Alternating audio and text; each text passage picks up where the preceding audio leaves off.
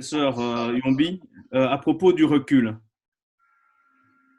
le recul par rapport à ce vaccin, avons-nous suffisamment de recul pour parler d'une certaine sécurité ou innocuité? La première des choses, c'est vrai que jusqu'à présent, les données qu'on a publiées pour avoir une autorisation urgente sont des données qui ont évalué à 2 mois le vaccin. Ça, c'est clair. Donc, l'autorisation urgente veut dire qu'on va continuer à suivre les données. Mais la technologie de l'ARN messager, je vous ai montré dans cette diapositive, n'est pas une technologie aussi nouvelle qu'on dit en fait. C'est une vieille technologie qui a déjà été testée dans plein de domaines. Dans les vaccinations, je vous ai déjà montré un certain nombre de vaccins qui ont été évalués. Et quand on regroupe la proportion des gens qui ont eu cette vaccination, je pense qu'on commence à avoir un minimum de recul. Dans le cas du SARS-CoV-2, on ne peut pas affirmer qu'on a un recul puisque les vaccins sont là et il faudra effectivement assurer le suivi comme on dit, marketing. Ce qu'il faut aussi savoir, c'est que l'une des craintes, c'était que ce ARN soit rentré dans nos noyaux, dans notre ADN. Je vous ai montré dans les schémas qu'on n'avait pas la rétrotranscription habituellement. Même si le génome humain est fait d'à peu près 8% de génome des virus et 1% des rétrovirus, ce qu'on appelle les rétrovirus humains, mais ces rétrovirus humains sont dormants. Et pour pouvoir les activer, il faut qu'un virus ait toute cette capacité, ce qu'on a vu par exemple avec les herpédavirus qui ont retiré une forme de méthylation et ont permis à certains rétrovirus endogènes de s'exprimer. Ici, il n'y a qu'une protéine qui n'est pas capable d'entraîner cette levée de l'état dormant pour entraîner une rétrotranscription, pour qu'il soit en plus intégré dans le génome. Donc, vraiment, cette crainte-là me paraît non fondée. Par contre, ce qui est clair, c'est que vous avez vu que quand la vaccination a commencé, on a vu un certain nombre d'effets secondaires, par exemple de type immuno-allergique. Et je pense que nous devons assurer, quand vous vaccinez les gens, ça a toujours été le principe. Ce n'est pas de vacciner les gens à la chaîne, au revoir, merci, tu viens, on te vaccine, au revoir, merci. Il faut une structure de vaccination qui soit adéquate, une structure de vaccination qui est capable de surveiller des patients, donc minimum 15 minutes pour la majorité des gens et 30 minutes pour des gens qui pourraient avoir des antécédents allergiques, de façon à déceler de façon rapide s'il y a un effet secondaire de type anaphylactique qui arrive et d'intervenir.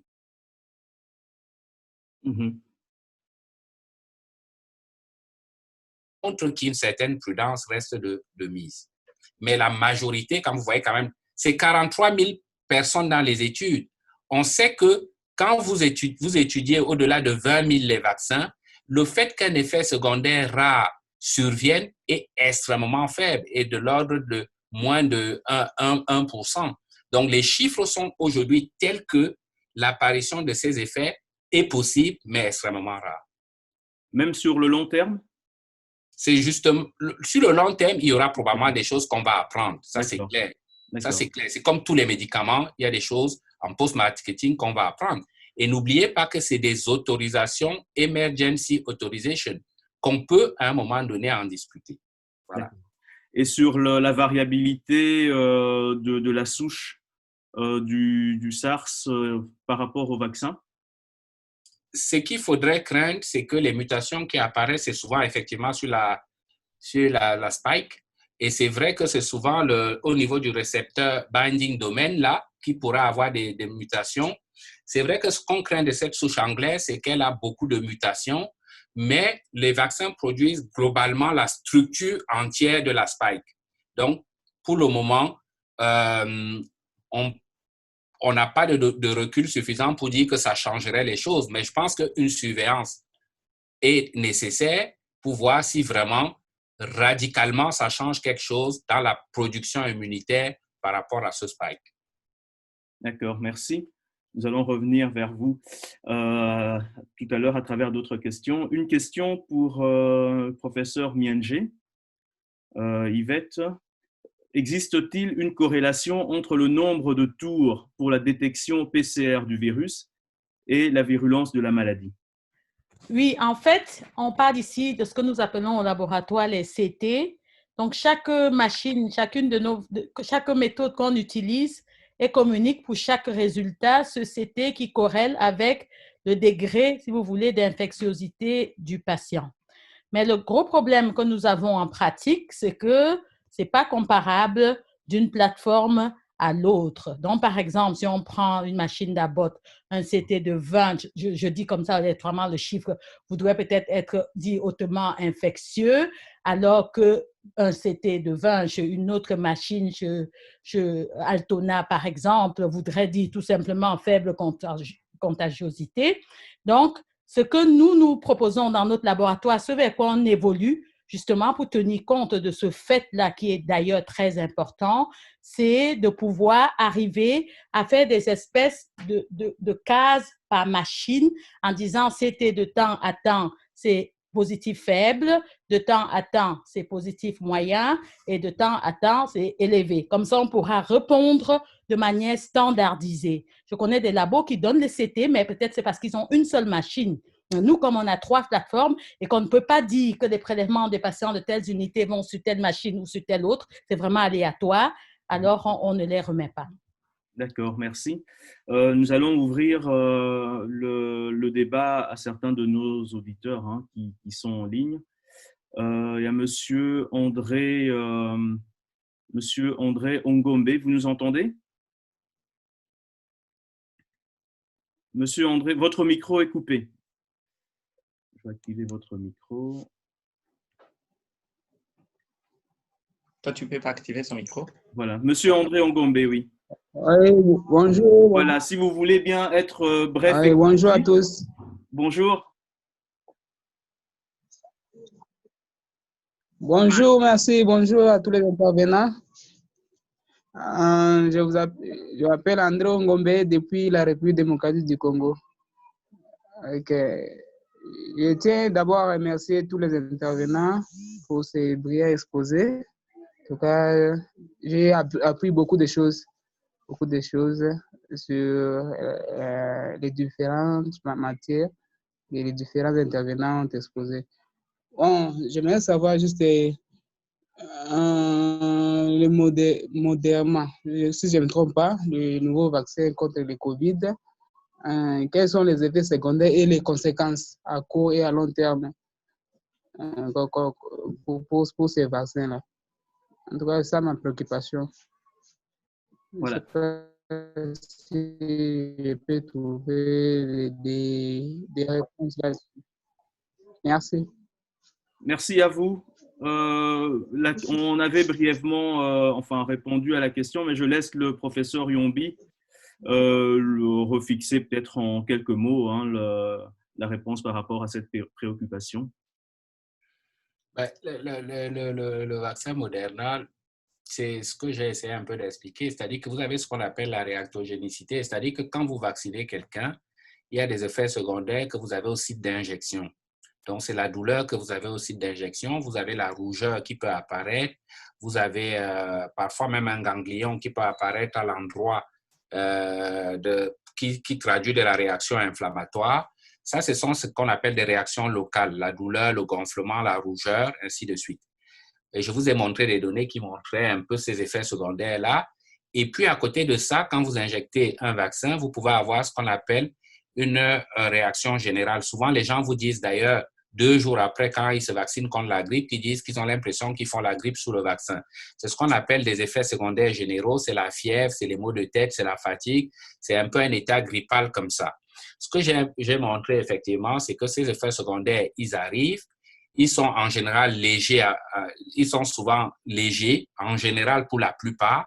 Ce qui est surtout intéressant, c'est de reconnaître que les effets secondaires qui sont ces effets secondaires locaux ou systémiques sévères sont extrêmement rares. Après la première dose, ils sont plus importants après la première dose.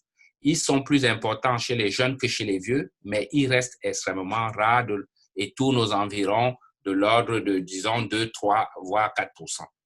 Donc, voilà ce que je peux vous dire. Et ils sont gérables par des médicaments antidouleurs de type Dafalgan qui soulagent, ainsi de suite. Si vous regardez même dans l'autre étude, celle de Pfizer, c'est vrai qu'il y avait 45% des gens qui avaient dû prendre des ophtalmiques de type d'Afalgan pour soulager ces effets secondaires locaux et qui ont été bien tolérés. C'est surtout ça que je peux vous dire. C'est ça que les données disent. Hein. Je vais pas, c'est pas moi qui l'ai dit en fait. Il y a le docteur Didier Chango qui a une question également à poser.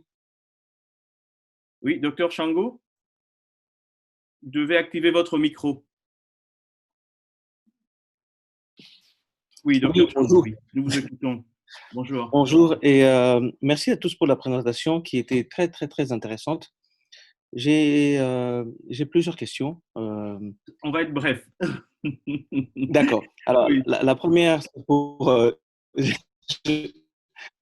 Jean-Cyr. Jean-Cyr, j'aurais aimé savoir, devant autant d'interrogations sur les techniques d'ARM, pourquoi on n'a pas accéléré plutôt les études sur les vaccins classiques comme les Chinois? Et enfin, une pour Dominique. Ça serait dans les traitements supportifs. Je vois que tu as parlé beaucoup de la CPAP et de l'Optiflow.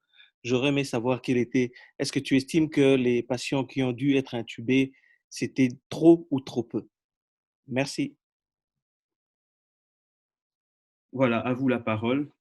Essayons d'être toujours bref pour avoir le maximum de questions. Merci.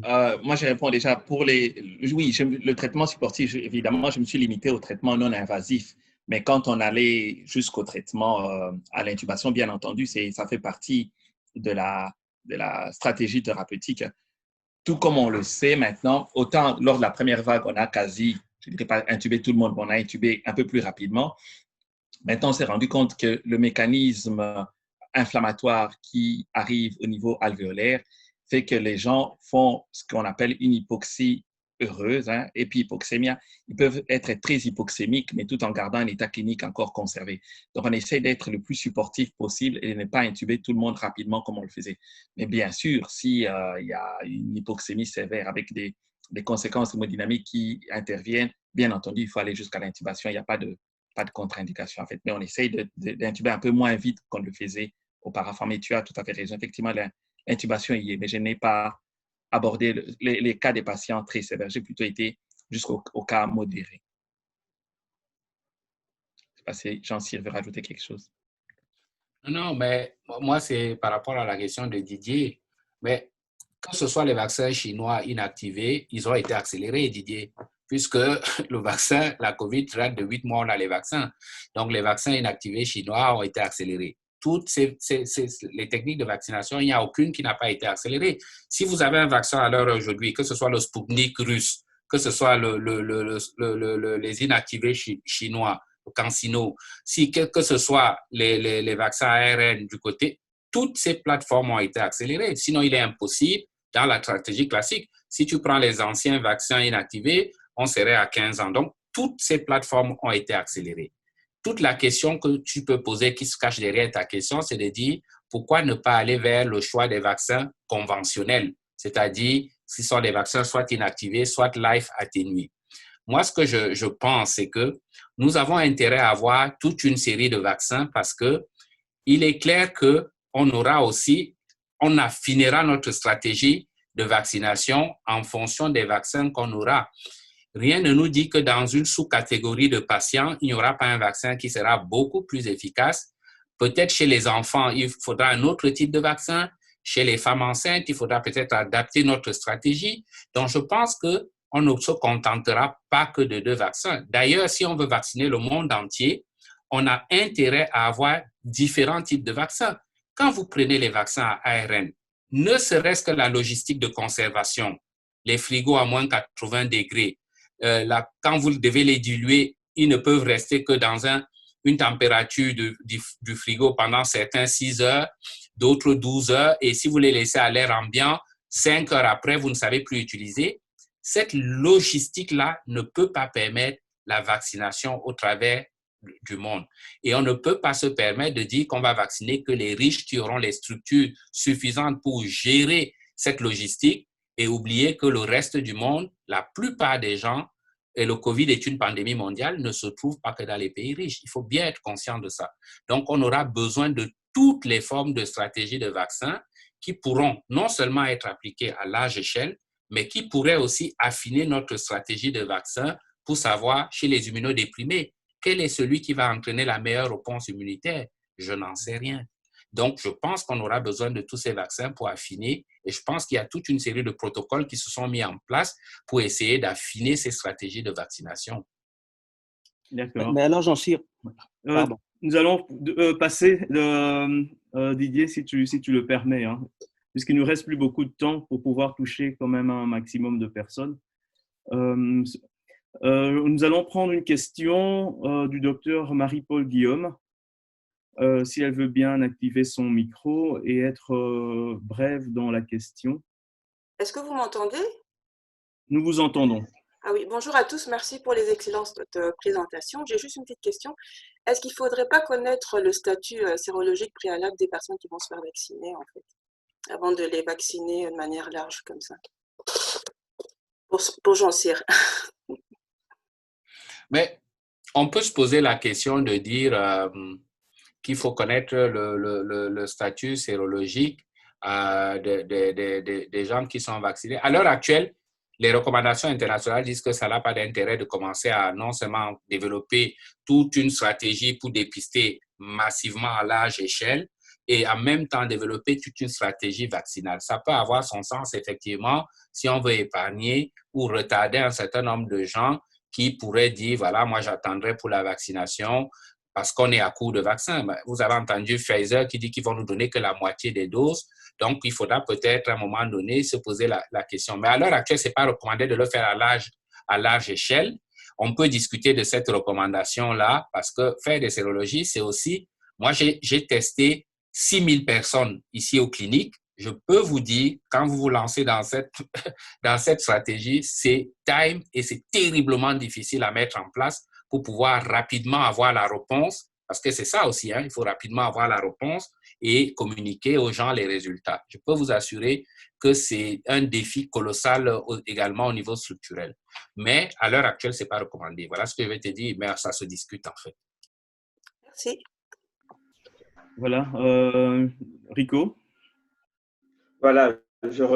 Trois petites questions. Une première, pourquoi faut-il 21 jours entre les deux doses? Ça, c'est une première question. Une deuxième question, donc, professeur Jambi, pouvez-vous nous donner le taux de mortalité réel du COVID? Pourquoi, malgré le vaccin, il faut toujours garder les mesures de protection, donc les mesures barrières? Si le vaccin nous fait développer des anticorps efficaces, comment expliquer que pouvons quand même être vecteurs de la maladie? Et une troisième question qui vient de moi, pourquoi en Afrique, il y a eu nettement moins de cas? Est-ce qu'on a des idées là-dessus? Voilà. Tout ça, c'est pour qui? C'est pour moi? Oui. La question sur Oui, je te laisse parler. Oui. La première question sur... déjà, bon, le vaccin Pfizer, c'est J1 et J21. Le vaccin Moderna, c'est J1 et J28. Donc, ce n'est déjà pas les mêmes délais.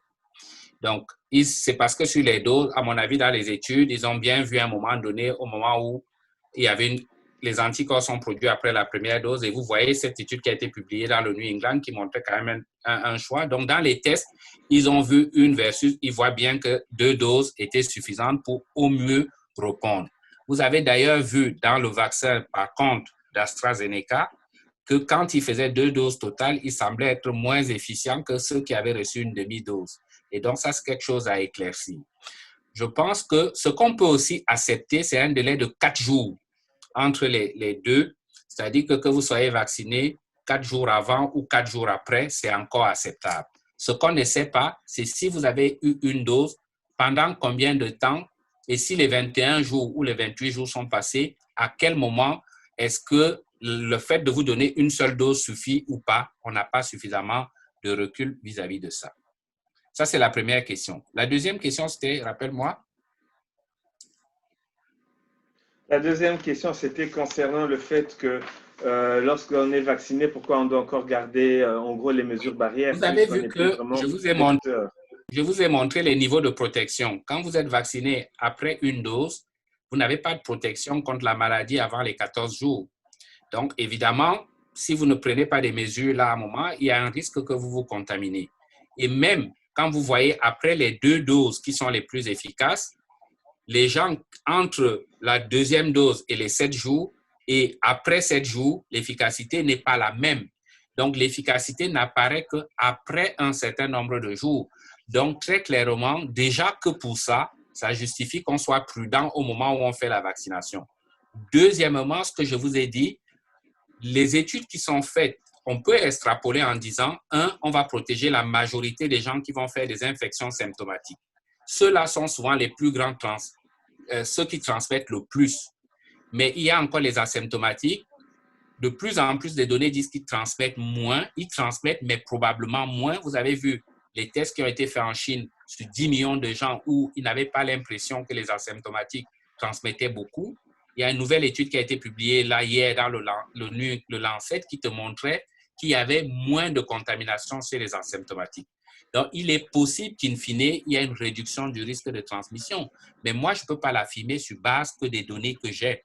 C'est pour ça que je pense qu'à un moment donné, le temps qu'on vaccine, le temps qu'on ait un niveau de vaccination suffisant dans la population va nécessiter que les mesures barrières restent présentes.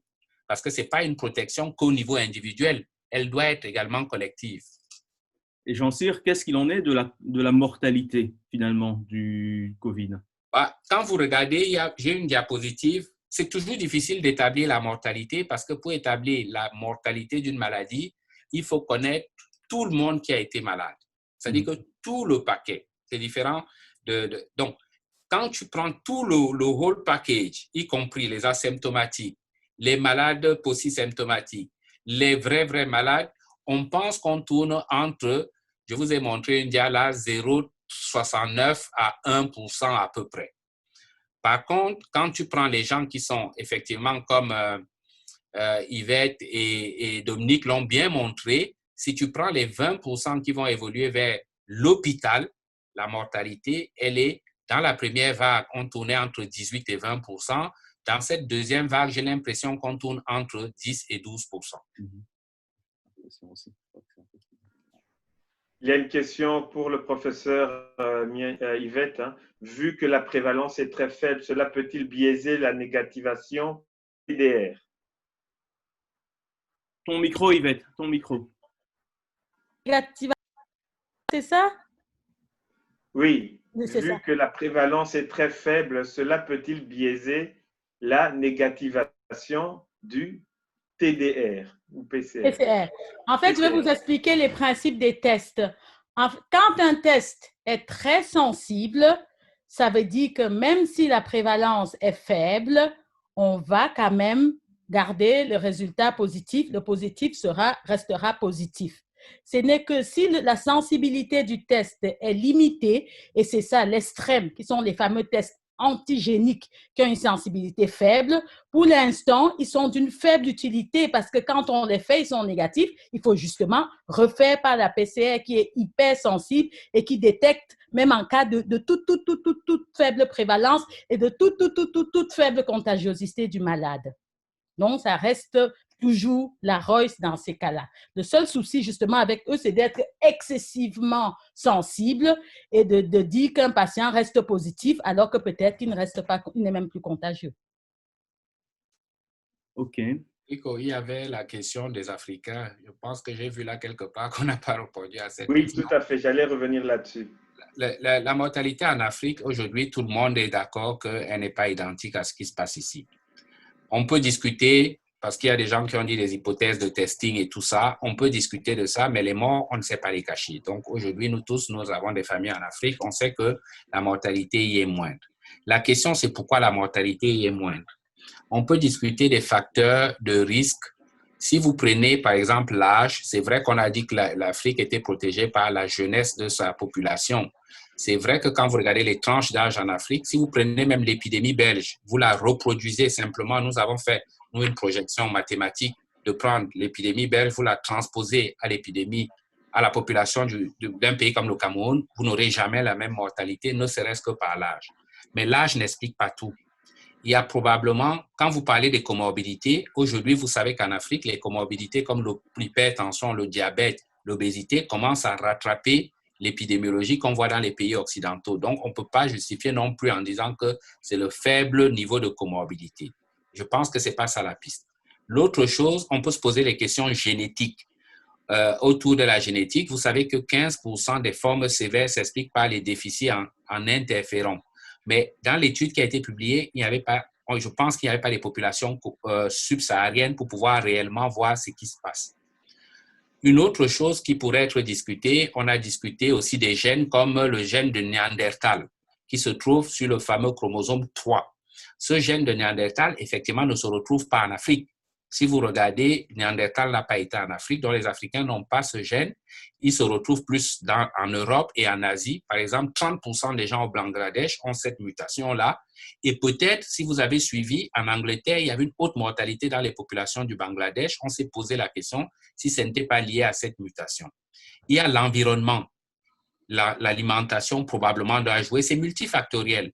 Il y a le fait que les Africains ont une évolution exposée. Vous avez vu cette étude qui vient d'être publiée des coronavirus. Ils ont une haute réactivité vis-à-vis des coronavirus endémiques. On a regardé ça en Tanzanie, je pense, et en Zambie, dans du sang qui datait de 2015 à 2019, donc pré-SARS. Vous retrouvez presque 20% des gens qui avaient déjà une immunité T cellulaire croisée vis-à-vis des coronavirus. Donc ça peut aider aussi à la protection. Et il y a probablement toute une série, on a essayé, il y a quelqu'un qui parle du BCG, mais ça n'a pas été démontré. In fine, on a parlé de la prise des antimalariques de façon chronique. Ça a été dit. Il y a toute la discussion autour de l'artémisia, mais ça, c'est pour Dominique. Et parce que dans l'artémisia, n'oubliez pas qu'il y a la quercétine, qui a une activité antivirale, on peut discuter, et toute une série peut-être liée à l'alimentation. Mais n'oubliez pas non plus que l'Afrique a réagi beaucoup plus vite parce qu'elle a l'habitude de gérer les épidémies. On a fermé les frontières beaucoup plus tôt en Afrique. Et l'Afrique a l'habitude de gérer les épidémies. Il ne faut pas sous-estimer cette capacité de l'Afrique à pouvoir gérer les épidémies. Donc, pour moi, c'est extrêmement multifactoriel. D'accord. Docteur Boutenda, la question sur l'artémisia, effectivement, elle avait déjà été posée. Nous l'avions notée, mais pas encore posée. Donc, nous vous l'adressons à présent. La place de l'artémisia. La place de l'artémisia, moi je pense que l'artémisia peut aider pour un traitement symptomatique. Hein. Je veux dire, l'artémisia en soi n'a pas vraiment une activité antivirale. Je pense qu'elle peut aider pour la fièvre, les courbatures, pour l'état général en soi. Mais je n'ai pas, je veux dire, dans un premier temps, on n'a pas d'études à grande échelle où on peut éventuellement dire s'il y a une efficacité de la molécule, je veux dire, au niveau cellulaire ou intracellulaire. J'avais lu passer des articles où il y a des équipes en Allemagne qui faisaient des études un peu plus approfondies, où on parlait d'une action au niveau du récepteur TMPRSS2, mais je n'ai rien vu de très solide qui puisse étayer l'utilisation de l'artémisia. Je me suis dit, voilà, il peut y avoir un effet pléiotrope de la molécule qui est un peu utilisé, qui est un peu mis à la sauce dans beaucoup de cas, mais je ne suis pas convaincu d'un effet thérapeutique antiviral de la plante de l'artémisia. Et est-ce qu'il y a eu des études venant du Congo par rapport à l'artémisia ou rien de consistant? Je ne sais pas. Moi, je pose la question. Oui, j'entends bien. Non, je pense qu'il y a peut-être des études observationnelles en cours, mais je n'ai pas vu d'études, des grandes études, des études à grande échelle qui ont pu étayer l'utilisation. En tout cas, je n'ai pas vu passer. D'accord. Voilà. Jean-Cyr veut dire quelque chose. Il faut savoir une chose, c'est qu'il ne faut pas, c'est vrai, on peut en discuter. L'impact de la COVID a été faible en Afrique, mais fiez-vous, la malaria tue 405 000 personnes par an. Et c'est l'un des traitements majeurs. Donc, il faut balancer le bénéfice et le pour à côté d'une maladie qui entraîne encore énormément de morts. Hein. La malaria tue encore, dans les 405 000 morts en 2018, 90% des morts se trouvent en Afrique. Donc, à côté de ça, il y a une morbidité d'une maladie dont le traitement reste quand même un des traitements standards, c'est l'artémicine. Hein. Donc, je pense qu'il faut... Jean-Cyr, ce n'est pas l'artémicine seule, hein? C'est combiné, bien entendu. C'est un autre débat sur lequel nous ne rentrons pas. Alors, il nous reste maximum 10 minutes. La parole à Madame Jonou Ngongang, si vous nous entendez. Si vous voulez bien activer votre micro Une question brève, concise et une réponse également brève et concise. Oui, donc, mais merci Monsieur, aujourd'hui. excusez-moi. Oui, mais c'est pas grave, hein, vous savez, par les temps qui courent, c'est souvent difficile. Voilà, donc merci à l'ASBL de Séracine, à nos interlocuteurs, professeur Yombi, cher Jean-Cyr, professeur Miandi, cher Yvette, docteur Butenda. Bonjour à Enrico. Donc, on est content, on est fiers. Hein. Moi, c'est surtout une réflexion que je veux avoir. On est fiers de l'Afrique, de pouvoir comme ça compter sur nos enfants pour nous informer sur ce qui se passe ici, en Europe, mais également chez nous en Afrique. J'ai une petite question simple. Je suis un profane, je ne suis que chirurgien viscéral, donc je ne suis pas intellectuel comme certains, mais on a des patients qui nous posent des questions par rapport au vaccin. Alors, il y a deux types de vaccins pour l'instant, Moderna, il y a Pfizer, mais l'Europe et la Belgique en particulier ont commandé 4 vaccins pour pouvoir couvrir les 18 ou 20 millions de population en Belgique, et on nous dit qu'il y a à peu près 8 vaccins qui seront commandés. La question qu'on nous pose souvent, c'est de savoir, à partir du moment où certains seront vaccinés par la première phase, et vous avez Pfizer déjà qui a diminué le nombre de vaccins disponibles, quels seront les critères pour quelqu'un qui, entre guillemets, n'est pas personne âgée, personne des EHPAD ou des maisons de repos, personnel médical, qui va se retrouver finalement au mois de septembre en train d'être vacciné? La question, et je peux la comprendre, c'est de dire, est-ce que le vaccin qui sera disponible, entre guillemets, au mois de septembre, qui n'est peut-être plus un vaccin ARN et qui est un autre type de vaccin, sera tout autant efficace, ou est-ce que ces vaccins continueront d'être efficaces, ou comment faire la part des choses pour choisir? Voilà. Je sais que c'est une question complexe, mais c'est une réponse qui sera peut-être aussi complexe, mais on en a besoin pour les patients qu'on fréquente au quotidien. Merci. Merci. Une réponse brève, si possible, même si la question est complexe. D'abord, la stratégie de vacciner les groupes à risque, c'est parce que c'est eux qui ont la casse la plus importante, hein, et c'est eux qui saturent les milieux hospitaliers. Hein. La stratégie de saturation des milieux hospitaliers, vacciner les gens à risque sont ceux qui sont plus à risque de développer ces formes, qui sont les plus à risque de développer des formes qui vont entraîner une mortalité et qui vont les amener dans les hôpitaux avec la saturation des hôpitaux. Il est clair que c'est ceux-là qui doivent être prioritisés, y compris, comme vous savez très bien, que le personnel de santé, ça a été très clairement démontré à large échelle. Par exemple, l'Angleterre a publié ça récemment. Nous avons 7 fois plus de chances d'être contaminés par le virus. Et quand on a 7 fois plus de chances, on a les chances aussi de contaminer nos familles. C'est la double peine du soignant, je dirais. Maintenant, je pense qu'à un moment donné, plus on va avancer en connaissance, plus on pourra, comme j'ai dit tout à l'heure, définir un peu plus chez qui tel vaccin pourrait être utile ou pas, ou tel autre. Si on a des données sur la transmission, par exemple, on pourrait dire, par exemple, les gens qui vont plus dans des zones à risque, ce qu'on appelle des zones de super spreading event, ben, ceux-là, on sait que s'il y a un vaccin qui est très efficace dans la prévention, ceux-là pourraient bénéficier de ce vaccin. Mais tout ça, c'est une réponse théorique qui n'a pas de support scientifique à l'heure actuelle. Voilà. D'accord. Jean-Cyr, une question pour toi, je la lis telle qu'elle est. Merci pour les excellentes présentations. Professeur Yombi, très sincèrement, est-ce que vous nous conseillez de nous faire vacciner au stade actuel? Ben, j'ai répondu, hein. Réponse est donnée. D'accord. J'ai répondu là. Il y a quelqu'un qui a posé, j'ai dit yes. Tout à fait. D'accord. Tito? Oui, Yvette. J'en profite pour dire que, étant donné que le sujet, c'est le vaccin et que mes collègues sont fort sollicités, j'ai répondu à quasi toutes les questions concernant le laboratoire. Mais si jamais des choses ont des choses supplémentaires à demander, ils peuvent le faire. Mais je crois qu'il me reste une seule question que je vais terminer. Comme ça, tout est répondu. J'en ai eu pas mal. Ça fait plaisir. Voilà. Merci. D'accord. Je vois une question sur les enfants. On a répondu. Ils devaient se faire vacciner ou pas. L'incidence élevée. Est-ce que les tests PCR sont pris en charge par les mutuelles? Yvette. Les tests PCR, donc en fait, quand vous demandez le diagnostic de la COVID, il y a différentes cas à cocher en fonction de la situation où vous vous trouvez. Dans la majorité de cas, c'est remboursé, en tout cas en Belgique, par l'INAMI, c'est pris en charge. L'exception, c'est le voyage. Normalement, lorsqu'on voyage, c'est à charge du patient et c'est à peu près une quarantaine d'euros. D'accord, merci. Voilà, nous allons tout doucement tendre vers la fin. Je vous ai partagé le deuxième sondage qui a été lancé après les explications et les exposés. À la question de savoir si oui ou non vous vous feriez vacciner, nos participants. Au début de la conférence, 22% des personnes qui ont répondu disaient que oui. Et en fin de conférence, il y a une évolution à 30%. Nous sommes à 30%, 22 puis 30. Non, les non restent à 40%. Donc, on était à 40 et nous sommes à 43% de personnes qui ne changent pas d'avis.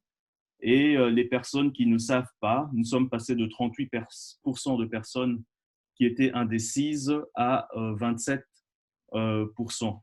Donc, ça veut dire que je pense que l'information a quand même pu rassurer une part de nos participants.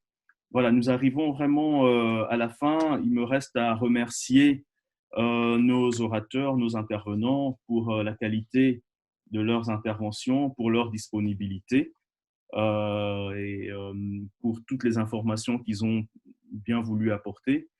Ce que nous souhaitions au niveau de notre association d'Odessa Racine, c'était de pouvoir, à travers cette rencontre, donner des éléments objectifs et scientifiques à chacun de nous pour se faire une meilleure idée de la vaccination et même du diagnostic et du traitement de cette maladie pour laquelle on continue à apprendre tous les jours. Bien que moi, ce dont j'en retiens, c'est que c'est vrai qu'au niveau du traitement, il semble qu'il n'y a, enfin, Dominique, tu pourras peut-être me contredire, mais les issues sont un peu pas très réjouissantes pour l'instant. Il n'y a rien sur lequel on pourrait s'accrocher solidement. Et le vaccin est la solution qui nous est recommandée et proposée. Cependant, même ces vaccins, pour l'instant, lorsqu'on entend les interventions, il y a encore quelques zones d'ombre et des questions qui restent sans réponse. Et je pense que le choix appartiendra à chacun de pouvoir décider s'il se fait vacciner ou pas au regard des informations objectives et scientifiques qui continueront d'arriver. Pour nos intervenants, je ne sais pas si vous avez des mots de la fin. J'allais juste dire, ne plombe pas l'ambiance non plus, que la grosse majorité des patients qui arrivent, je pense que Yvette l'a dit et Jean-Cyr l'a dit aussi, je veux dire, il y en a beaucoup qui en sortent quand même, les statistiques restent correctes.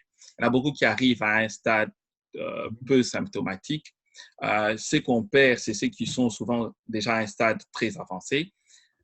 On n'a pas un gros arsenal thérapeutique, mais je veux dire, avec ce qu'on a, actuellement, en tout cas, je veux dire, on a eu moins de, je mets ça entre guillemets, de casse, en tout cas, par rapport à ce qui s'était passé lors de la première vague. Je pense qu'il ne faut pas avoir très peur.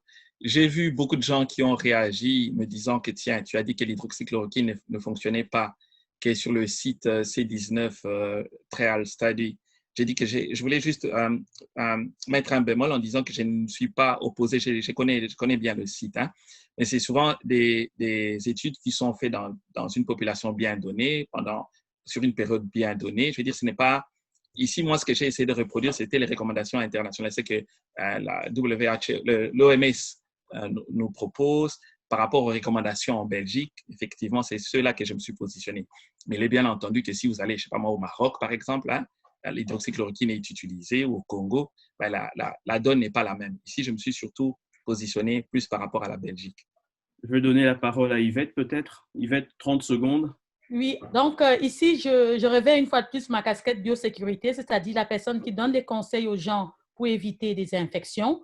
Donc, je vous dis, l'heure est grave. Il faut vraiment faire attention. Il faut respecter les gestes barrières. Peut-être pas pour vous-même, mais pour votre voisin qui est plus fragile, pour la population en général. Donc, peut-être que la pathologie n'est pas grave pour 80%, mais si ça touche votre frère ou votre soeur qui est fragile et qui décède, pour vous, c'est du 100%. Donc, de grâce, on compte sur vous pour une compliance malgré les fêtes de Noël et de réveillon que nous aimons tous. Merci beaucoup. Jean-Cyr, le mot de la fin pour toi.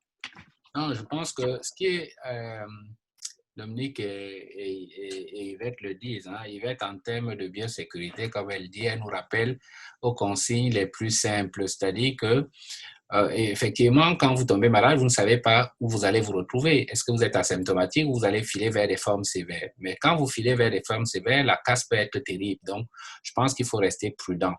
La deuxième chose, Dominique l'a aussi très bien dit, on a vraiment quand même progressé. Moi, je pense que entre la première et la deuxième vague, même si on a sué, on voit quand même que les choses évoluent dans le bon sens. Maintenant, il faut quand même se rappeler qu'à côté de toutes les craintes qu'on évoque autour des vaccins, je vous ai mis, si j'ai commencé par résumer l'état des lieux, c'est quand même pour vous rappeler qu'on ne connaît pas tout de la COVID. Hein. Il faut voir qu'on commence à constater des effets qu'on ne pensait pas avoir.